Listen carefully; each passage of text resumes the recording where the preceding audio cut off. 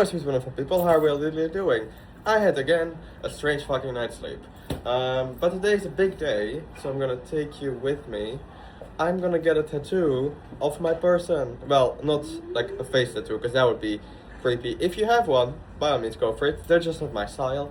But I always, whenever me and Dom were like starting to date, and even actually throughout a relationship, I always wrote like little notes of like, oh, I love you, or have the best day ever, things like that. And he never wrote them back to me because it was quote unquote too romantic or something. But I found one when I was in the apartment the last time I was there, and excuse me, and I decided to get that done. So hopefully, if everything goes right, it's gonna be right here. I'm gonna show you later. It's like a little surprise. But it's very important for me that he still can get his latte.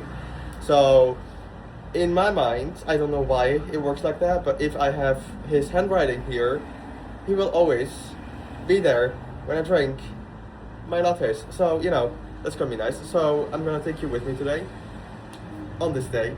I already had my coffee, but first, it's time for my vape, because I was trying to quit. Not so much now. Forgive me for not filming outside. Can't do it. Tried it. Can't do it. But I got my vape. Woohoo. However, now it's time to eat something. It's pretty late already, and I still have to have my breakfast. However, let's talk about that for just a small little moment. Because I really want to start reading into it, because I feel like I can't be the only one. But I am struggling with eating, man. Fuck me sideways. I don't know if I've talked about this, but like I've been diagnosed with anorexia since I was like, since I was 12. And I am so scared to fall back into my old coping mechanisms.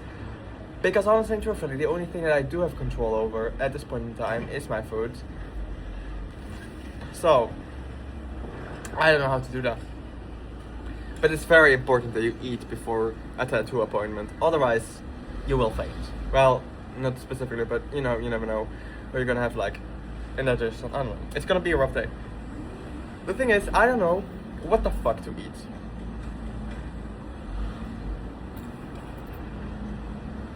The basics are difficult. You know what is funny though? And I'm not gonna lie with you. I'm not gonna lie. I know exactly what kind of flavor of vape I want, but foods, no. That's too much. Our brains are strange little things, aren't they? No, I tried, can't do it. Can't do it, can't do it. I'm not gonna force myself right now. I'm gonna eat something later. A friend of mine is coming over around 3, so hopefully we can eat something together.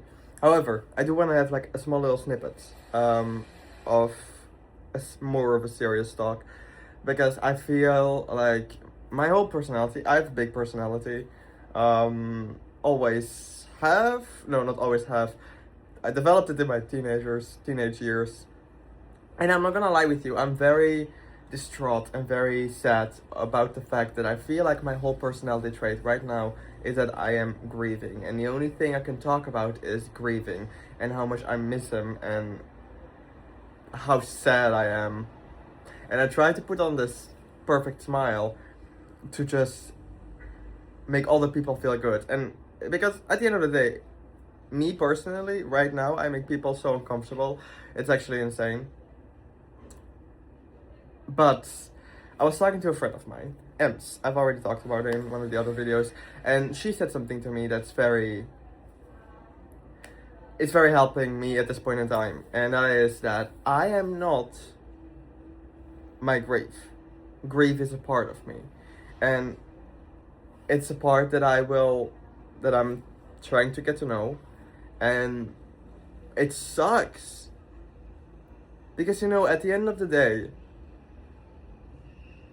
forever, I just am gonna be the guy who I'm just gonna be the guy who wants his husband.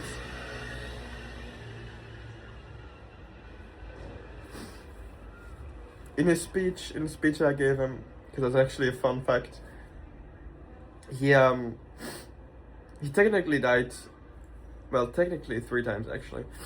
But like the second time was like very, very bad. And when he woke up, one of the first things I told him was like, "Damn man, like you really gave me the shock of my life. Like I already knew what I was gonna say on your funeral, as a joke, because I wanted to make light of the situation, and I actually ended up using that speech on his not on his funeral, because we weren't allowed to make eulogies, but on his thing here in Antwerp, in the cathedral, and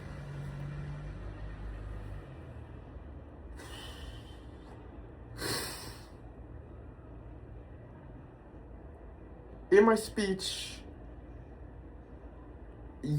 I write a lot in my speech about the ring.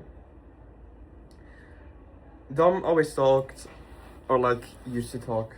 No, I just like to say it in the present tense. I'm sorry. Dominic always talks about like our marriage and about proposing and things like that. And I always said to him, if I'm 25, you can ask me, because I mean, I'm 23. Like, I feel like I'm a little bit too young to get engaged and marriage and all the other things. But in the hospital, when someone almost dies, your whole personality changes, and you just realize that you don't have a lot of time, and there's just so much you still want to say and so much you still want to do. So when he almost died, and miraculously, because it is a miracle that he actually woke up from that, I went out, I got like my clothes, my most fanciest clothes, I got 2 rings, and I proposed, right? And in a way, I said it in my speech that I wasn't trying to change faith or anything, but in a way I really did try to change faith, because, I mean, what the fuck do you mean? Like, I was, in a way, I know that that's not how the world or the universe or whatever the fuck works, but in a way, if you're engaged, like, there has to be a wedding. That's how my brain was going, you know, like, there has to be some type of wedding, there has to be something, like, he has to pull through.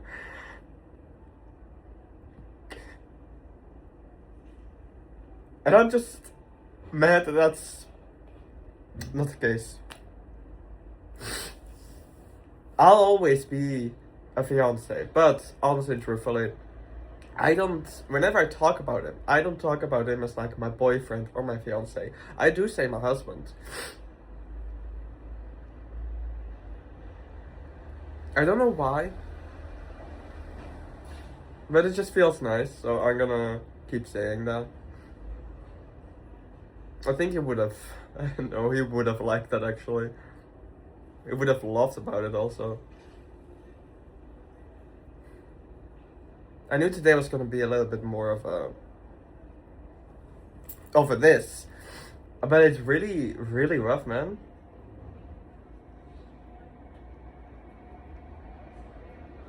I wish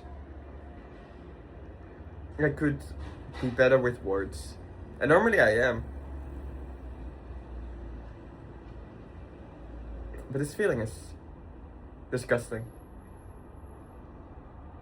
Anyway, I'll see you guys later. I did it. It was actually not that painful. I managed to eat something, which is amazing. I went, as you can hear probably, my best friend Helena is currently, we dyed her hair, and we went and ate something in a super cute little like bistro kind of thing, not that far away from the tattoo parlor. And I went in, I was a little bit scared. Actually, I wasn't. No, I was, because I'm not good with needles. But, I don't know if I can show it, but like I said, story behind the tattoo, very easily. I always used to write little notes, and he didn't like that. He liked it, but he never wrote me one because it was too romantic. And then he once did. I found a picture of it when I was going through my phone, and it's this picture, and I decided to get the words. Don't know if you can actually see it correctly. It says "Love you more." Isn't that just amazing? Great. We ended the day with some matcha and a matcha ice cream. Delicious. Anyway, see you guys soon. Bye.